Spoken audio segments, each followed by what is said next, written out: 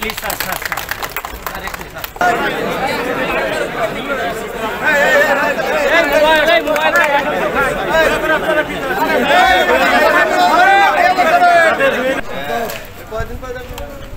ভাই ভালো আছেন?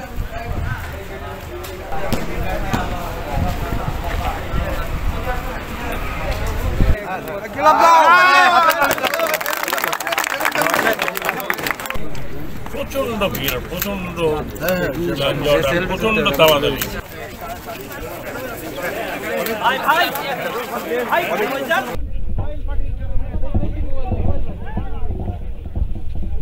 গোডাউন থেকে শুরু করে যাত্রী সামনের থেকে শুরু করে আপনার বন্দর অফিস থেকে শুরু করে কাস্টমস থেকে শুরু করে এভরিথিং উইল বি নিউ, নতুনভাবে হবে। তো সেটা একটু সময় লাগবে। আমি দেখছি যে ভারতীয়রা বিশাল একটা তাদের প্যাসেঞ্জারের জন্য বানিয়েছে, তাদের প্যাসেঞ্জার না, আমাদেরই প্যাসেঞ্জার। আমরাও চেষ্টা করছি যে এটা হবে, এটা প্ল্যানের মধ্যে আছে, এবং এই প্ল্যান যখন কার্যকর হবে তখন আমাদেরও এখানে ফ্যাসিলিটি অনেক বাড়বে।